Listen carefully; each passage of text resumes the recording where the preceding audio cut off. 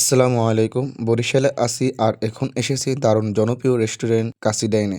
চলুন শুরু করা যাক। ফ্ল্যাশব্যাক। হাই এভরিওয়ান, আসসালামু আলাইকুম। আমি এখন আছি বরিশালে কাসিডাইনে। এখানকার কাচ্চি বিরিয়ানি খুবই জনপ্রিয়, দারুণ সময় কাটবে। চলুন।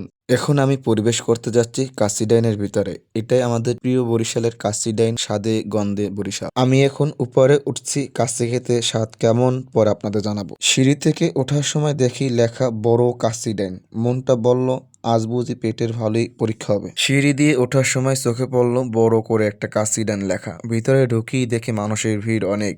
আমি বসবো কোথায় সেটাই জানি না, তবু আশা ছাড়ি নাই। এখন আপনাদের আরেকটা জায়গায় নিয়ে যাব, কোথায় আমাদের কাচ্চি রান্না হয়। এই হলো আমাদের কাচ্চি ডাইনের কিচেন। এখানে আমি পরিবেশ করার আগে আমার মাথায় একটা ক্যাপ দিয়েছেন, তারপর মাস্ক দিয়েছে, তারপর আমি সামনে আগাবো। এখানে খাবারের আইটেম রান্না বান্না সব ঠিক আছে, কিন্তু একটা জিনিসই অবাক লাগলো।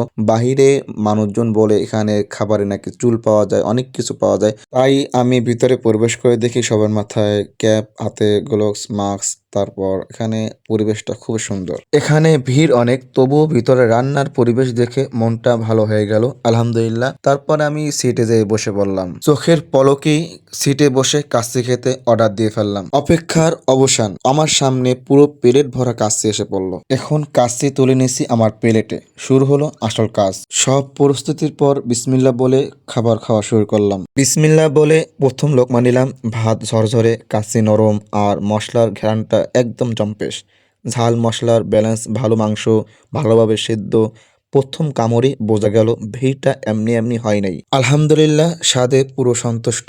খাবার শেষে ফিরনি খেলাম, নরম আর মিষ্টি ঠিকঠাক, খেতে ভালো লেগেছে। আজকের ভিডিও এখানেই শেষ। ভালো কাচ্চি খেতে চাইলে আপনিও চলে আসুন বরিশাল কাচ্চি ডাইনে, আর আমার পেজটা ফলো করে আসবেন। আসসালামু আলাইকুম।